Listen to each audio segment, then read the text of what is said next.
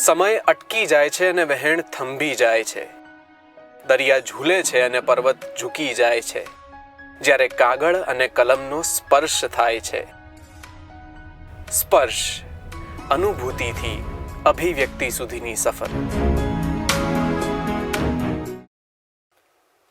નમસ્કાર દર્શક મિત્રો, વીઆર લાઈવના ખાસ કાર્યક્રમ સ્પર્શમાં આપનું સ્વાગત છે.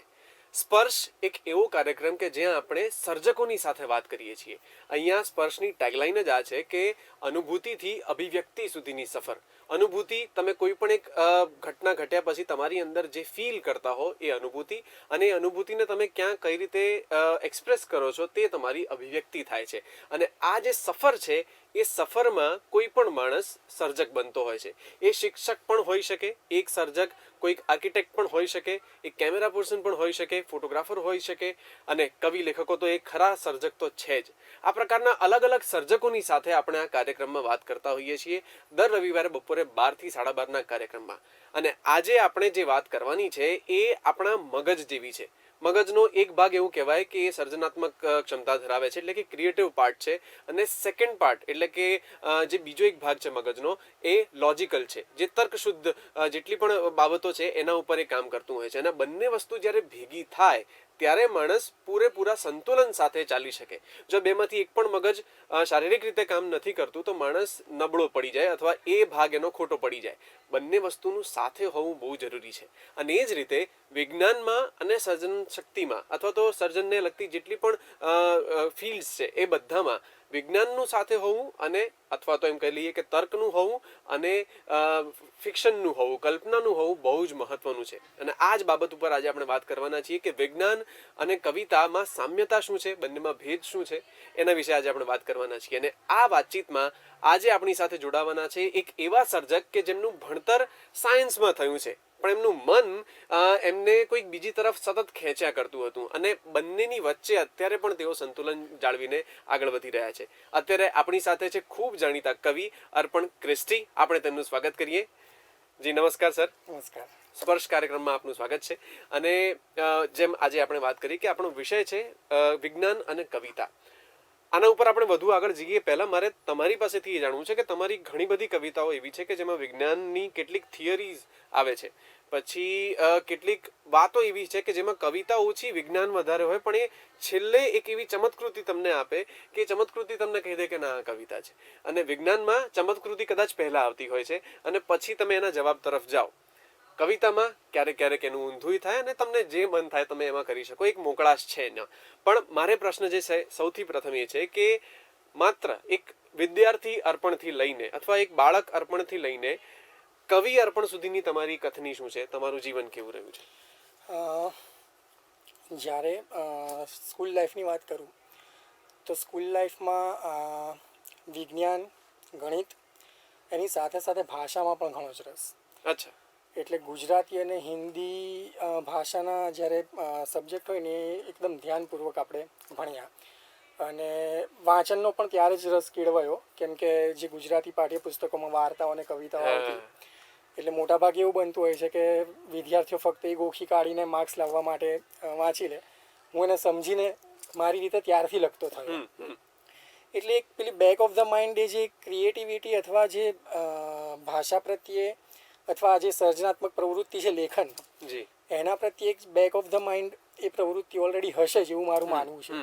કેમ કે આમ પણ આપણે કહીએ છીએ ને કે કોઈ પણ ક્રિએટિવિટી તો એના બે પાસા છે. એક છે એની એસ્થેટિક સેન્સ અને એક છે એની ટેકનિકાલિટીઝ. એસ્થેટિક્સ મોટા ભાગે એવું થતું હોય છે કે એ બાય બોર્ન તમારામાં હોય એવું થાય. ટેકનિકાલિટીઝ તમે ઓલવેઝ શીખી અને એમાં પછી આગળ વધી શકો, કોઈ પણ ક્ષેત્ર હોય. બરાબર. એક્ઝેક્ટલી. તો એ મને એવું લાગે છે કે કદાચ એ એસ્થેટિઝમ જે છે ને કવિતાનું, એ કદાચ મારામાં પહેલેથી હશે. ઓકે. એટલે ત્યારથી હું આકર્ષાયો. અને પછી સ્કૂલ લાઈફથી જ, એટલે એમ કહી શકાય કે ધીરે ધીરે જે એક્સપ્રેશન્સ છે, અને આમ પણ મોટાભાગે એવું બનતું હોય છે કે ઇન્ટ્રોવર્ટ લોકો એ ક્યાંક ને ક્યાંક પોતાના એક્સપ્રેશન છે આવી કોઈક સર્જનાત્મક પ્રવૃત્તિમાં જ થઈ શકે. બરાબર છે. એટલે એ સમય એવો હતો ને કે જે ઇન્ટ્રોવર્ટનેસ છે એ તો એક્સપ્રેસ કરવું ક્યાં, કેમ કે બોલવું પહેલેથી થોડું ઓછું ફાવે. એટલે પછી એ પેન અને પેપર પર નીકળવાનું સ્ટાર્ટ થયું. અને ત્યારથી એમ કહી શકાય કે એ કવિતાની મારી જે યાત્રા છે એ શરૂ થઈ. ઓકે. હવે એ વખતે જ્યારે શરૂઆત થઈ ને ત્યારે તો જમાનો આપણો મોબાઈલનો કે કમ્પ્યુટરનો હતો નહીં, એટલે ન્યૂઝપેપર વાંચતા અને એમાં સપ્લિમેન્ટ્સ આવે સતદલ, રવિપૂર્તિ, તો એમાં બધા સારા સારા આપણા કટાર લેખકો વાર્તાકારોની વાર્તા વાંચીએ, એમાં ક્યાંક ક્યાંક કવિતાઓના ઉલ્લેખ હોય. અને પહેલેથી સાંભળવાનો બહુ શોખ, એટલે ગુજરાતી સુગમ સંગીત અને હિન્દી ગઝલો, ઓકે, એ બંને એમ કહેવાય ને કે લગભગ 8મા 9મા ધોરણથી સાંભળતો થયો. કેમ કે મારા પપ્પા મમ્મીને પણ એમાં વધારે ઇન્ટરેસ્ટ, એટલે પપ્પા પાસે એ સમયે જાતે રેડિયો પર રેકોર્ડ કરેલી ને એવી પુરુષોત્તમ ઉપાધ્યાયની બધી કેસેટ કલેક્શન હતા. એટલે એ બધું પણ આ સર્જનાત્મક પ્રવૃત્તિને બૂસ્ટ કરવા માટે બહુ નિમિત્ત બન્યું. અને એના કારણે પછી એવું થયું કે ઓટોમેટિકલી જે એક્સપ્રેશન આવ્યું લખવામાં એ કવિતામાં આવ્યું. ઓકે. એટલે ધીરે ધીરે શરૂઆત કવિતાથી થઈ. એ વખતે તો ખ્યાલ હતો નહીં કે કવિતાના કેટલા પ્રકાર, એટલે બહુ પેલી રફ કહેવાય જોડકણા આપણે કહીએ એ પ્રકારની શરૂઆત થઈ. અછાંદસ લખ્યા અને સૌથી પહેલાં મેં મોકલ્યા સંવેદનાના સૂર, મને બહુ પ્રિય શતદલમાં, સ્વર્ગીય નસીર ઇસ્માઇલી સાહેબ. એ હું દર બુધવારે પહેલાં વાંચી જ કાઢવાનું, એક્ઝામ હોય તો એ પહેલાં વાંચવાનું, પછી બીજી વાત.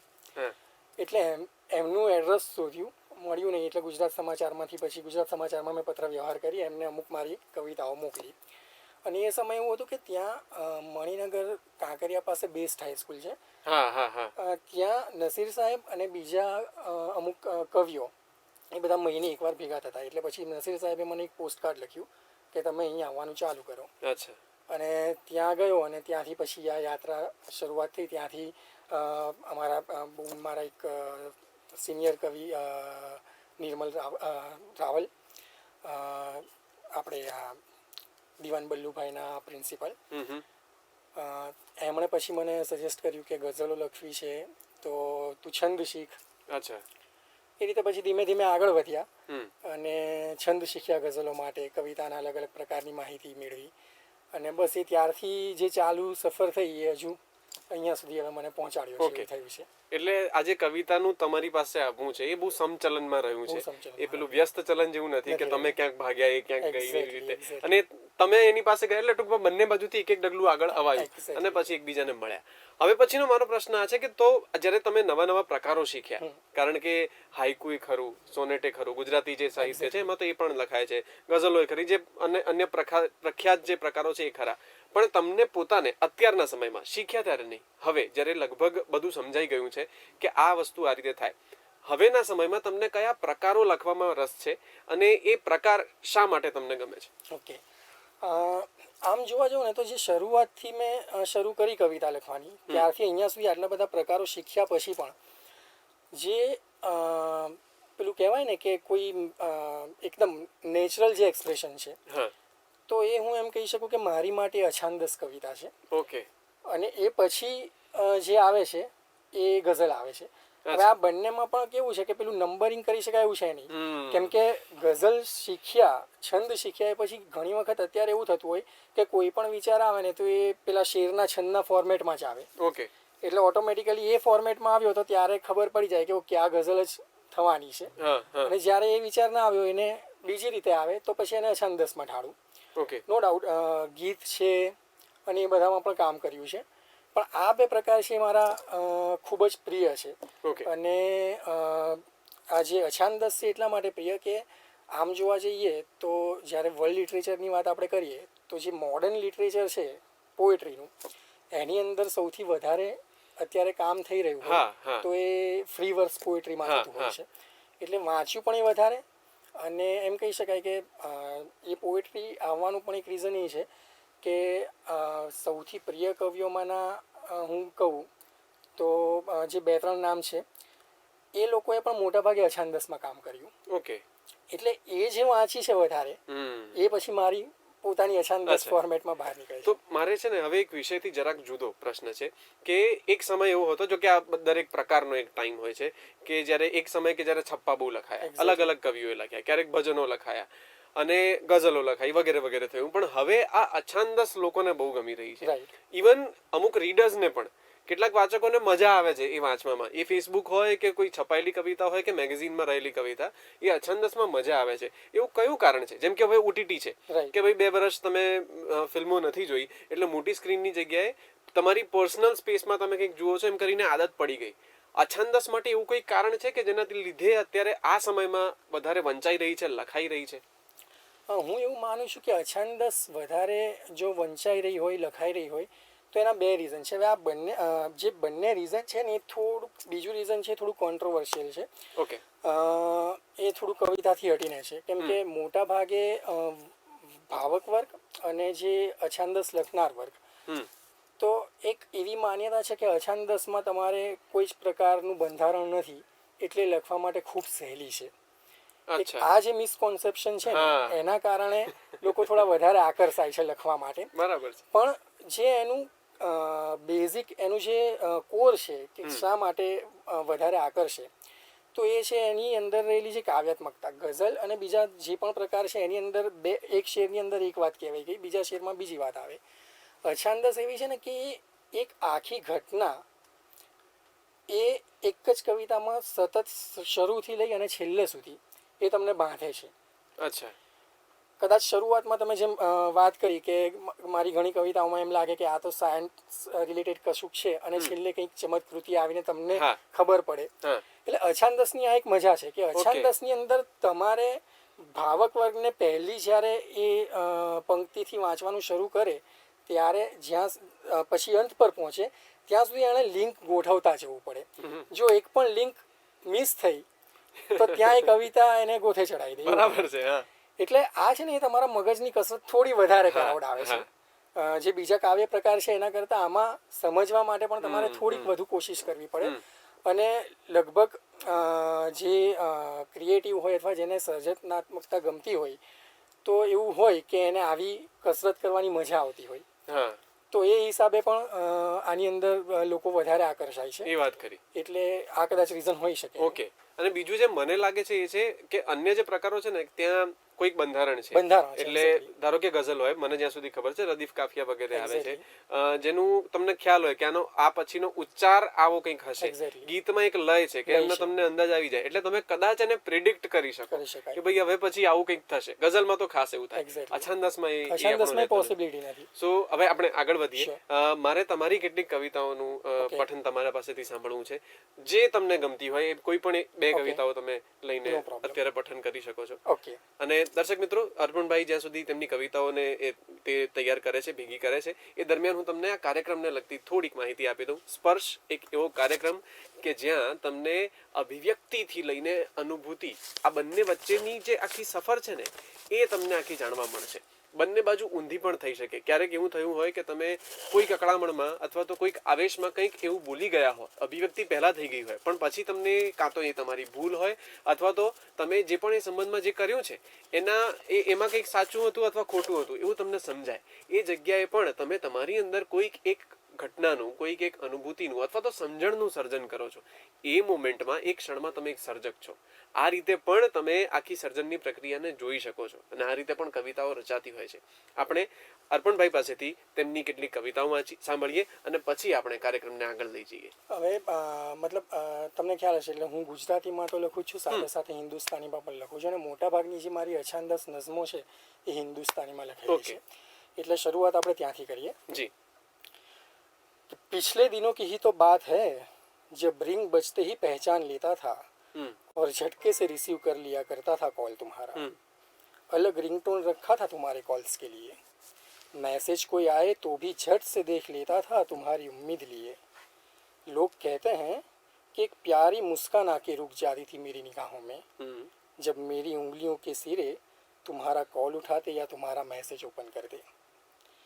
अब भी जैसे ही रिंग बजती है या मैसेज अलर्ट सुनाई देता है, मैं बेचैनी से मोबाइल हाथ में लेकर उसकी स्क्रीन पे एक नज़र देख लेता हूँ. अब कैक्टस सी मेरी उंगलियाँ मोबाइल की स्क्रीन को छुए भी तो मुस्कुराती नहीं खुश्क आँखें मेरी, बस बेबसी से तकती रहती है उस कलरफुल स्क्रीन को. बस बेबसी से तकती रहती है उस कलरफुल स्क्रीन को जो तुम्हारे नाम के बिना अब ब्लैक एंड वाइट नज़र आती है. ओके। बैटरी अब जल्दी ख़त्म होती नहीं मेरे मोबाइल की। हम्म। वो मैसेजेस जो तुमने भेजे थे खत की तरह संभाल के रखे हैं मैंने। उनमें लिखे हुए कुछ वादे, कुछ कस्में जिनकी एक्सपायरी डेट बीत गई, हम्म। उनकी चिता जलती रहती है मोबाइल के अंदर। उस जलते कोयलों से शायद बैटरी को चार्ज मिलता रहता होगा। बैटरी ख़त्म होती नहीं तो खुद स्विच ऑफ भी नहीं होता मोबाइल। मैं वो पुराने कॉल रिकॉर्ड्स हाँ। और मैसेजेस में ढूंढता रहता हूँ तुम्हें अक्सर। हम्म। मैं वो पुराने कॉल रिकॉर्ड्स और मैसेजेस में ढूंढता रहता हूँ तुम्हें अक्सर। और लोग समझते हैं कि सारा दिन मैं मोबाइल में मशरूफ़ रहता हूँ। क्या बात है, क्या बात है મિત્રો। અહીંયા મજાની વાત આ છે કે मैं तुम्हारे मैसेजेस को या फिर चैट्स को खत की तरह संभाल के रखता हूँ। સો એ જે જૂનો એક સમય હતો જ્યાં ખરેખર કાગળો લખાતા હતા, એ સચવાતા હતા, એ અને એ સાંપ્રતતા, અત્યારના સમયની સાંપ્રતતા એ પણ કવિ જાળવી રાખે ને, એ પણ એના સર્જન માટે ખૂબ મહત્વનું હોય છે. અર્પણભાઈ, આગળની કવિતા. Sure. જી. ગઝલ છે કે બહારની જાહો જલાલી હમ. એ બધું તમને મુબારક. હમ. બહારની જાહો જલાલી એ બધું તમને મુબારક. હો બધું ને જાત ખાલી એ બધું તમને મુબારક. ક્યા વાત. કે બહારની જાહો જલાલી એ બધું તમને મુબારક. હો બધું ને જાત ખાલી એ બધું તમને મુબારક. કોઈના આંસુઓને પહેરો તમે મોતી તરીકે. કોઈના આંસુઓને પહેરો તમે મોતી તરીકે. શું ઠઠારાની પ્રણાલી એ બધું તમને મુબારક. ક્યા વાત હે, વાહ. ને આપની અતૃપ્ત તૃષા કાજ પાણી લાવતા રે. હા. આપની અતૃપ્ત તૃષા કાજ પાણી લાવતા રે. તે છતાં તરસ્યા પખાલી એ બધું તમને મુબારક. ને ખુદ તમે નિયમ બનાવો ને પછી છિંદાય રાખો. ખુદ તમે નિયમ બનાવો ને પછી છિંદાય રાખો ને રહો જાતે સવાલી એ બધું તમને મુબારક. બહુ સરસ, બહુ સરસ. ને ખુદ તમે નિયમ બનાવો ને પછી છિંદાય રાખો ને રહો જાતે સવાલી એ બધું તમને મુબારક. ને છેલ્લો શેર કે હું તમારા સત્યની સમજણ મુજબ ખોટો ભલે ને. હું તમારા સત્યની સમજણ મુજબ ખોટો ભલે ને. હું જ સાચો ની કફાલી એ બધું તમને મુબારક. ક્યા વાત હે, ક્યા વાત હે. મિત્રો, સાંપ્રત જીવનની અને જે અત્યારે રેલેવન્સી જે કહેવાય છે, એ અત્યારે આ ગઝલમાં બહુ સરસ રીતે આવી છે. ફરી એકવાર તમે જો આ જ કાર્યક્રમ યુટ્યુબ, ફેસબુક પર જોશો તો તમે ત્યાં રિપીટ કરી શકશો. જરા જુદા પરિપ્રેક્ષમાં જઈને સાંભળશો તો કંઈક નવું મળશે તમને. અને આજે નવું મળવાની વાત છે. અને જેમ અર્પણભાઈની આ ગઝલમાં છેલ્લો જે શેર હતો એમાં પોતાના એક સત્યની વાત કરવામાં આવી છે. વિજ્ઞાન પણ એક એવું ક્ષેત્ર છે કે જ્યાં દરેકનું પોતાનું એક સત્ય હોય છે.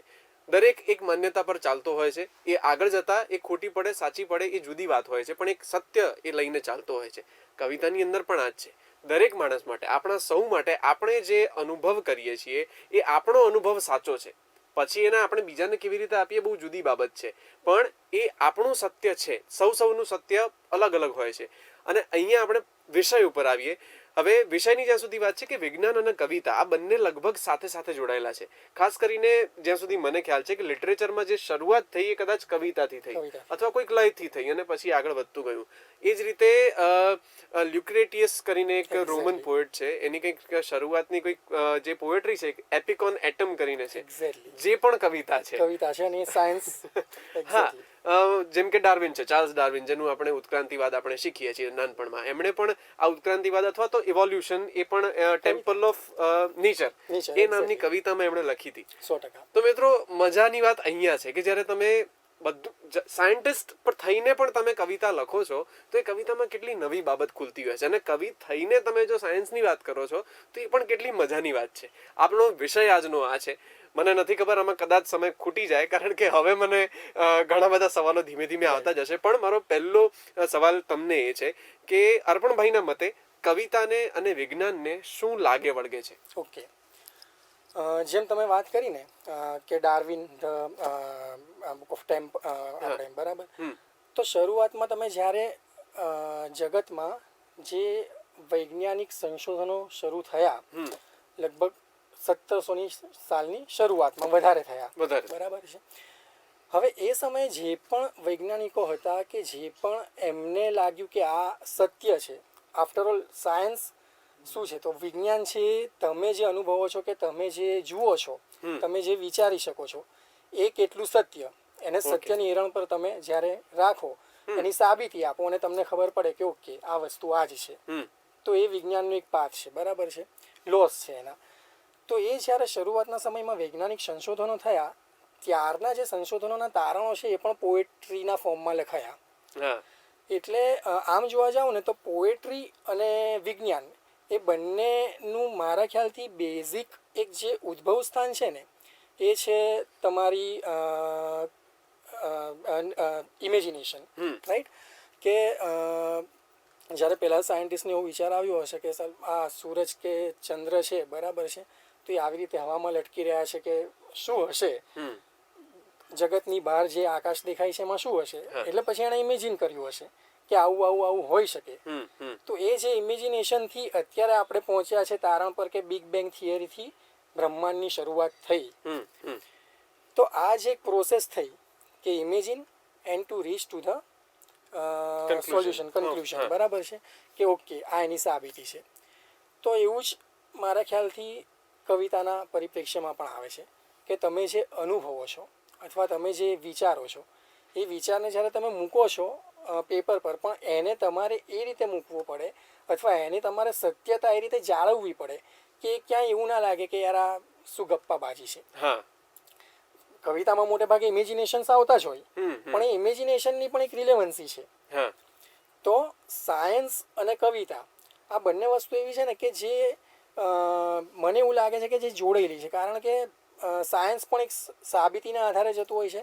કવિતામાં તમે જ્યારે તમારી સાથે તમારા પોતાની સાથે એક જ્યારે ઓનેસ્ટ બનો ત્યારે તમે પણ જે પણ અનુભવો છો એની સાબિતી અંદર વિચારતા છો, તમને ખબર જ હોય કે આ અનુભવ શા માટે છે, અને પછી અનુભવ જ્યારે કવિતાના ફોર્મમાં આવે ત્યારે ઓટોમેટિકલી એ સાબિત થતું જ હોય કે ઓકે કવિ આવું અનુભવ્યું હશે, એના પરથી આ કવિતા આવી છે. અચ્છા, એટલે પેલું હેતુ ને પછી અવલોકન ને એ બધું કવિતામાં પણ ખરું.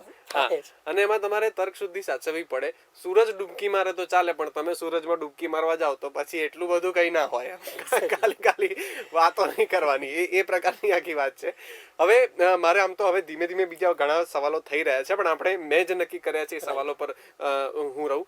સૌથી અને આ પછીનો પ્રશ્ન એ છે કે તમારી કવિતા લખવાની પ્રોસેસ શું છે? એક તો તમે કોઈક ફીલ કરો છો અથવા તો તમને કોઈક એક ઘટનાથી કંઈક સર્જન થાય છે, એટલે ઠોકર વાગે ને એમ તો સર્જાય છે ઈશ્વર, જેમ સૌમ્ય જોશી કહે છે, પણ એ રીતે કોઈ કવિતા તમારા મનમાં સૂઝે છે, એ પછીની તમારી પ્રોસેસ, ચલો તમે પ્રકાર નક્કી કયો કરો છો ત્યાંથી લઈને એને કેટલી વાર એડિટ કરવી પડે છે, અથવા તમે પહેલેથી જ એને નક્કી કરી રાખ્યું અને પછી આગળ વધતા હો છો, આ પ્રોસેસ તમારી શું છે?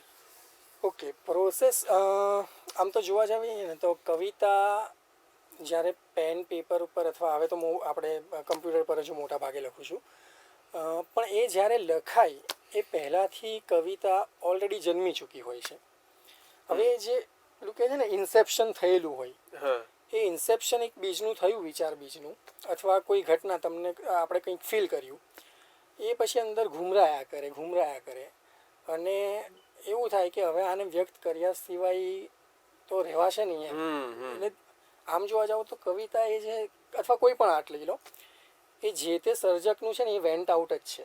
ઓકે, જો એ વેન્ટ આઉટ ના થઈ શકે તો એ અંદરનો અંદર બ્લાસ્ટ થઈ જાય. હા, બહુ ખરી વાત, સાચી વાત. એટલે એ જ્યારે એ અંદર ઇન્સેપ્શન થયું અને પછી એ વધ્યું એક ફોર્મ એવો આવ્યો કે તમને લાગે ઓકે હવે મારે આ લખવું જ છે. ત્યારે મારી પ્રોસેસમાં પણ એવું જ છે કે કોઈક વિચાર આવ્યો અથવા કોઈ ઘટના જોઈ અથવા કંઈક અનુભવ્યું, તો સૌથી પહેલાં ઓબ્ઝર્વેશન, તમે ઓબ્ઝર્વ કરો એટલે તમે અનુભવતા થાઓ. એ અનુભવ પરથી, એટલે તમે જે અનુભૂતિની વાત કરીએ, અનુભૂતિ થઈ, હવે મારે એને કેવી રીતે વ્યક્ત કરવી છે, એ માટે હું સૌથી પહેલાં એ કરું, મેં જેમ કીધું કે અમુક વખત એવું થાય કે વિચાર છંદમાં આવે, એટલે એ હું લખી લઉં એટલે શેરના ફોર્મમાં, એટલે મને ખ્યાલ છે કે હવે આની ગઝલ થવાની છે. તો ઘણી વખત એવું હોય કે એક શેર, પહેલો શેર કોઈ આવ્યો, કદાચ પહેલો શેર પણ આવે ને કદાચ છેલ્લો શેર પણ સૂઝ્યો હોય, એ પછી પ્રોસેસ એવી હોય કે હવે મારે આને ગઝલના રૂપમાં લખવી છે, તો ગઝલની વાત કરીએ તો મિનિમમ 5 શેર જોઈએ. એટલે પછી બીજા શેર અથવા બીજા એને રિલેટેડ વિચારો, એ વિચારોને પણ મગજમાં એક પ્રોસેસ એવી થાય કે ઓકે આ છંદમાં એક પહેલો શેર આવ્યો છે તો આ જ છંદની અંદર બીજા વિચાર બેસાડીએ અને થોડીક મહેનત કરીને પછી ગઝલ લખાય. અછાંદસની અંદર જ્યારે હું લખવા બેસું ત્યારે મોટાભાગે મારી, એટલે દરેક સર્જકની અલગ અલગ રીત હોય છે, મારી પર્ટિક્યુલરલી પોતાની રીતે એવી છે કે કંઈક પણ અનુભૂતિ થઈ અને જે લાગે કે આ વ્યક્ત કરવાની છે એટલે હું કમ્પ્યુટર સ્ક્રીન સામે બેસી જાઉં છું. પછી કંઈ જ બીજું વાંચતો નથી કે કંઈ જ નહીં. જે આવ્યું એ પહેલાં હું ટાઈપ કરતો જાઉં અને જ્યારે ટાઈપ કરતો જાઉં અથવા જ્યારે કદાચ કમ્પ્યુટર હાજર ના હોય તો મોબાઈલમાં અથવા પેન પેપર પર, પણ એ જ્યારે પણ હું લખતો જાઉં ને ત્યારે બેક ઓફ ધ માઇન્ડ એ જે પણ લખ્યું છે એને હું સાંભળતો જાઉં રિસાઇટેશનના ફોર્મેટમાં. ઓકે. કેમ કે અછાંદસ છે એનું પણ જ્યારે તમે રિસાઇટેશન કરો ત્યારે એક અથવા તમે લખો તો એની એક સૌથી મોટું અછાંદસનું ભયસ્થાન જ એ છે કે એમાં કોઈ બંધારણ નથી. માટે તમે લખો અને પછી એવું ના લાગે કે આ નિબંધ છે અથવા કોઈ આર્ટિકલ છે, તો ત્યાં તમારી કવિતા પતી જાય. એટલે ત્યારે હું એને સાંભળતો જાઉં અને અનુભવતો જાઉં કે ઓકે, હું જે લખી રહ્યો છું અથવા અનુભવ કરી રહ્યો છું એ પર્ટિક્યુલરલી કવિતાના ફોર્મેટમાં આવે છે અને એ સાંભળતા સાંભળતા મન મારું બોલતું જતું હોય અને હું લખતો જતો હોઉં. મોટાભાગે એવું બનતું હોય છે કે શેર કેવું તો ગમે ત્યારે એવું પણ થાય કે બાઇક ચલાવતી વખતે અથવા ડ્રાઈવ કરતી વખતે ગમે ત્યારે સ્ફુરે, એટલે પછી એને 2-3 વાર રિપીટેશનમાં બોલ્યા કરીએ કે ભૂલી ના જવાય. પછી ક્યાંક અટક્યા ત્યારે લખી દીધો, ઘણી વખતે ભૂલી જવાય. અને અછાંદસ અને એમાં પણ એવું થતું હોય કે જે મગજમાં વિચાર ઘૂમરાયા કરે એટલે ક્યાંક તમે સ્ટોપ થયા દિવસ દરમિયાન તો થોડો એ વિચારની રફ એક ફોર્મેટ લખી દીધી અને પછી જ્યારે પણ સમય મળે રાત્રે અથવા ગમે ત્યારે પછી એને ફાઇનલ ફોર્મેટ કરીએ. મોટાભાગે એવું થાય છે કે હું જે પણ ડ્રાફ્ટ લખું, મારો જે ફર્સ્ટ ડ્રાફ્ટ એ જ ઓલવેઝ મારો ફાઇનલ ડ્રાફ્ટ હોય છે. ઓકે. બહુ ઓછી વખત એવું થતું હોય કે કદાચ એ લખ્યા પછી એટલે વાંચું તો ખરો છું એને 2-3 વાર, ઘણી ઓછી વખત એવું થતું હોય કે 2-3 વાર વાંચ્યા પછી એમ થાય કે ઓકે આની જગ્યાએ કદાચ આમ કરી દઉં તો વધારે સારું પ્રેઝન્ટેશન થઈ શકે અથવા વધારે એની જે ઇમ્પેક્ટ છે એ પહોંચી શકે. મારે જે કહેવું છે તો પછી સેકન્ડ ડ્રાફ્ટ અથવા ફાઇનલ ડ્રાફ્ટ લખાય. ઓકે. એટલે આખી મારી પ્રોસેસ આ પ્રકારે જતી હોય છે. તો મિત્રો આ બડી લાંબી પ્રોસેસ હોય છે. એટલે સીધી પહેલાં તો અછાંદસ કવિતા શું એ તમારે સમજવું પડે. તો આપણા કેટલાક અગાઉના ઇન્ટરવ્યૂમાં આના વિષય ઉપર વાત થઈ છે. એટલે અછાંદ સાવ સાદી ભાષામાં અછાંદસ લખતા શીખવું હોય તો છંદ લખતા શીખવું પડે, કારણ કે છંદની બહાર જઈને તમારે લખવું છે. અથવા તો તમને સમજ હોવી જોઈએ કે છંદ શું છે. તમે શીખવા ના જાઓ તો એ ચાલે. હવે પછીનો પ્રશ્ન સહેજ આડો પ્રશ્ન છે કે તમે અમુક વાર કવિતામાં, જેમ કે મેં મને જે અંગતપણે જે ગમે છે પેલી રિલેટિવિટી વાળી, કદાચ પ્રોફેસરની જે કવિતા છે, સો એ મને પર્સનલી ગમે છે. પણ હવે જે અમુક વાર કેવું થાય કે બધી ઓડિયન્સને બધું ખબર ના હોય, તો આ 300 સવાલ જે છે આ કે તમે એ વખતે આ થિયરીને ઇલાબરેટ કરવા જાઓ. ઓકે, આમાં એવું છે કે ઘણી વખતે કેવું હોય કે જ્યારે રિસાઇટેશન કે એવો પ્રોગ્રામ હોય અને આવી કોઈ કવિતા મારે વાંચવી હોય તો ઓબ્વિયસલી દરેક ભાવક છે સાયન્સ બેકગ્રાઉન્ડમાંથી ના પણ હોય. એટલે મારે એને પહેલાં એને સમજાવી દઉં કે આ કવિતાની અંદર આ રેફરન્સ આવે છે અને આ રેફરન્સની બ્રીફ આ છે. અચ્છા. ઘણા શેર પણ મારા એવા છે કે મારે પહેલાં સમજાવી દેવું પડે. હવે ઓકે, બેઝિકલી બિંગ ક્રિશ્ચન તો મારા ઘણા શેરની અંદર ક્રિશ્ચિયાનિટી રિલેટેડ રેફરન્સ આવતા હોય છે, તો જરૂરી નથી કે બધાને ખબર હોય. એટલે ઘણી વખતે મારે એ શેર જ્યારે હું કહું એ પહેલાં હું એ ઘટના સમજાવી દઉં કે આ ઘટના છે, બાઇબલમાં એનો આ રેફરન્સ છે અને એ હવે આ શેરમાં આવે છે. એક હિન્દી શેર છે જેની અંદર પેન નખ ઉખાડવાની વાત છે, તો એ આમ નખ ઉખાડી દેવાની વાત છે, પણ એની જે ઇમ્પેક્ટ છે એ માટે મારે સમજાવવું પડે કે એ શા માટે નખ ઉખાડવાની વાત કરી છે. કેમ કે સાયન્ટિફિકલી ઇટ ઇઝ પ્રૂવન કે જ્યારે તમે જીવતા માણસનો નખ ઉખાડી લો તો એ જે પેન છે એની ઇન્ટેન્સિટી બીજા દરેક પેન કરતાં વધારે હોય શરીરમાં. ઓકે. એટલે આવા ઘણા બધા રેફરન્સ આવતા હોય ત્યારે બટ ઓબ્વિયસ છે કે I have to elaborate to the audience. એટલે મિત્રો તમે પણ જ્યારે આવું કંઈક લખો, અને અમુક વાર એવું થાય, અર્પણભાઈ તો એ સાયન્સ બેકગ્રાઉન્ડમાં ભણેલા છે, એન્જિનિયરિંગ એમણે કરેલું છે, એટલે સ્વાભાવિક છે કે આ બધી વસ્તુઓ એક સાથે બહુ જ સરસ મર્જ થઈને એ બહાર આવતી હોય. પણ તમારી ક્યારેક ઈચ્છા થાય અને આમ કંઈક લખી કાઢો, તમને મજા આવી જાય, પણ જ્યારે તમે ઓડિયન્સની સામે વાંચવા જાઓ છો ત્યારે જેમ અર્પણભાઈએ કીધું એમ તમે શરૂઆતમાં એને સમજાવી દો, નહીં કે પાછળથી. અર્પણભાઈ, હવે આમ સમય થોડોક ઓછો છે, હું ફટાફટ આગળના પ્રશ્નો લઉં. આમ આ પ્રશ્ન મને હમણાં તમારી વાતચીત દરમિયાન સૂચ્યો છે એ કે તમને સાયન્સની કઈ એક થિયરી ઉપર જો કવિતા કરવા મળે જે તમે અત્યાર સુધી નથી કરી, Exactly. કઈ એક થિયરી તમને વધારે પસંદ છે કે એના ઉપર તમે કામ કરવાનું પસંદ કરો? અત્યાર સુધી નથી કરી હા, એવી. હું મારી વાત કરું. આમ મારે આ જગ્યાએ એવી રીતે કરવી ન જોઈએ, પણ મને આમ ઘણી વાર એવું થાય, મને કવિતા મારો પેલું એક ક્ષેત્ર નથી, પણ મને પેલી કિયોસ થિયરી બહુ ગમે છે, ઓકે, જ્યાં પતંગિયું પાંખ ફફડાવે ને બીજી જગ્યાએ Exactly. કદાચ બીજી જગ્યાએ વાવાઝોડા આવવાની સંભાવના ખરી. સંભાવના વધી જાય. તો એ Exactly. કેઓસ થિયરી નાનકડી વસ્તુથી શરૂ થાય ને બહુ મોટું સ્વરૂપ લઈ લે. સ્વરૂપ ધારણ એ કરે. મહાભારત હોય, રામાયણ હોય, કે કોઈ બીજું કોઈ પણ પુરાણ હોય, દરેક જગ્યાએ નાનકડી બાબત બહુ Exactly. મોટું સ્વરૂપ લઈ લે છે, Exactly. જે કેઓસ થિયરી છે. તો મને અંગતપણે આ ગમે છે. તમારી પાસેથી મારે જાણવું છે. મને છે ને એકચ્યુઅલી આમ તો એસ્ટ્રો ફિઝિક્સમાં વધારે રસ ઓહ, છે. ઓકે. એટલે મારી ઘણી બધી કવિતાઓમાં એના રેફરન્સ આવતા હોય છે. હમ. મોટા ભાગે જે સ્ટીફન હોકિંગ્સની થિયરી છે ને, હમ. રાઈટ, એની ઉપર હજુ બહુ મેં કદાચ ઓછું લખ્યું હશે અથવા નહીં લખ્યું હોય. ઓકે. એ થિયરી પર કામ કરવાની ઈચ્છા અચ્છા. ઘણી બધી છે મારી. સો સ્ટીફન હોકિંગની કદાચ બ્લેક ટાઈમ હોલ છે. બ્લેક હોલ પર લખ્યું છે, Okay. પણ જે ટાઈમની થિયરી છે, અચ્છા.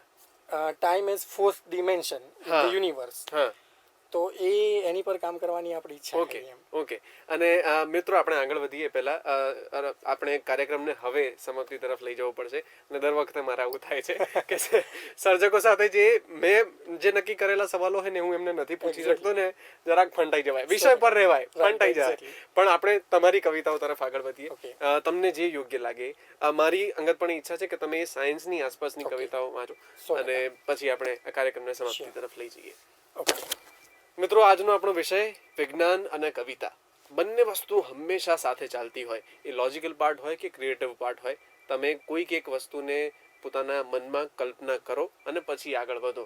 આમ સાવ સાદી ભાષામાં પણ તમને સમજાવું તો ગ્રેહામ બેલ, જેમણે ટેલિફોન શોધ્યો, એમણે શરૂઆતના કેટલાક જે અવાજો પોતાના જ ટેલિફોનમાં સાંભળ્યા, એમાંની એક આપણી ભાષામાં તો જોડકણું, એમને ત્યાં જે કહેવાય એને રાઈમ, એ હતી બાબા બ્લેક શિપ, હેવ યુ એની ભૂલ. એ પણ એક નાનકડી કવિતા હતી, જે એમણે શરૂઆતના જે કેટલાક શબ્દો અથવા તો વાતો જે સાંભળી એમાંની એક હતી. સાયન્ટિસ્ટ તરીકે પણ એ એમને લાગણી હંમેશા રહેતી હોય છે. આપણે અર્પણભાઈ પાસેથી તેમની કવિતાઓ સાંભળીએ. અચ્છા, આ જે કવિતા છે ને એ સાયન્સ સાથે જે, એટલે મેં તમને કહ્યું એ પ્રમાણે મારો બહુ ફેવરેટ સબ્જેક્ટ છે બ્લેક હોલ. હમ. તો મારી ઘણી બધી પોએટ્રીમાં આનો ઉલ્લેખ થતો હોય છે.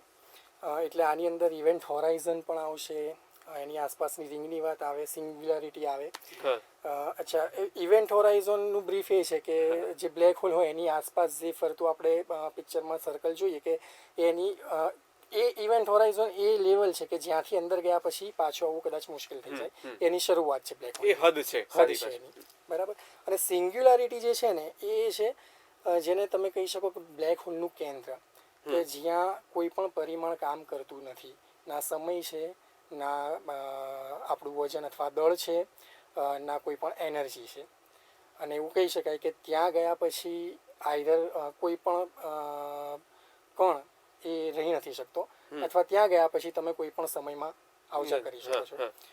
તો આ એક બ્લેક હોલ પર આધારિત એક નઝમ છે કે કભી કભી ઝહન કે ખલા से गुजरते हुए, खला એટલે આપણી યુનિવર્સ જે સ્પેસ કહીએ છીએ, કે કભી કભી ઝહન કે ખલા से गुजरते हुए दिखाई पड़ती है एक हल्की सी शुआ वहाँ, जहाँ धमाका हुआ था एक रिश्ते के चमकते सितारे का, क्या बात है. महज अंधेरा है वहाँ उस हल्के से चमकते हुए इवेंट होराइजन के हल्का के अलावा, हल्का એટલે रिंग, महज अंधेरा है वहाँ उस हल्के से चमकते हुए इवेंट होराइजन के हल्का के अलावा, जैसे ही छूता हूँ उस इवेंट होराइजन को वो खींचने लगता है मुझे उसके नुक्ता की ओर.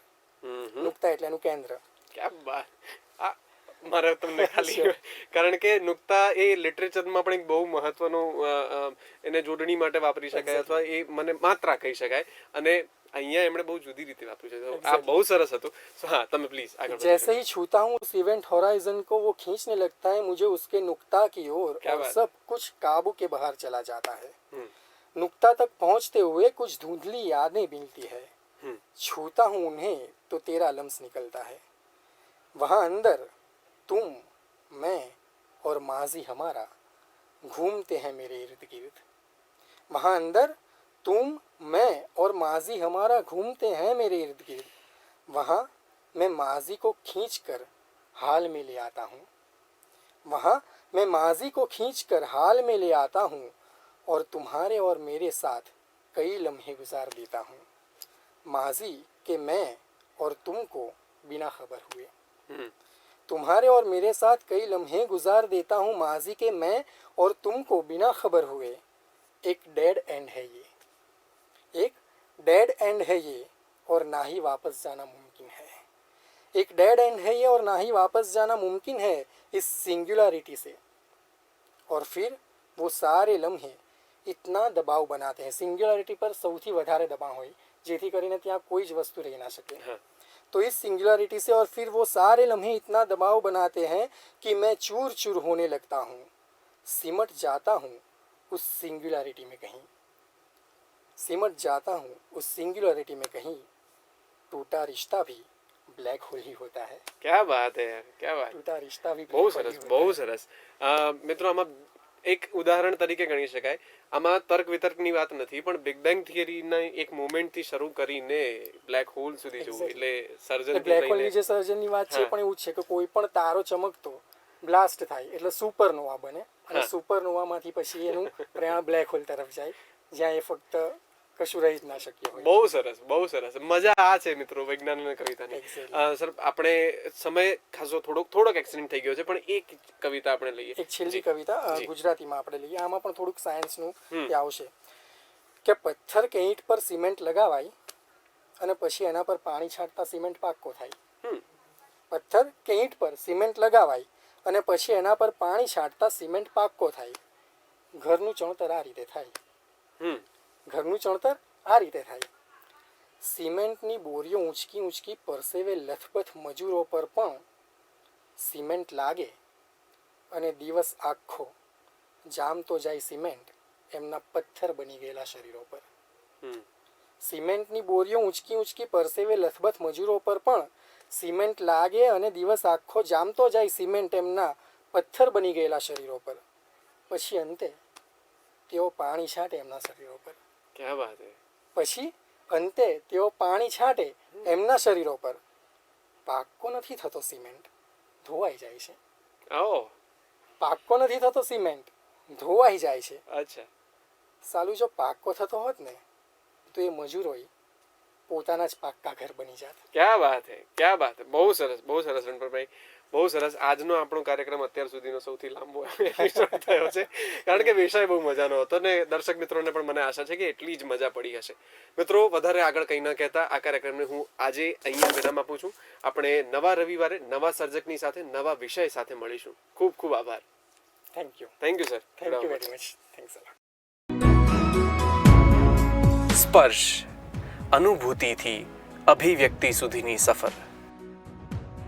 રવિવારે બપોરે 12 વાગે, પુનઃ પ્રસારણ રવિવારે સાંજે 8 વાગે।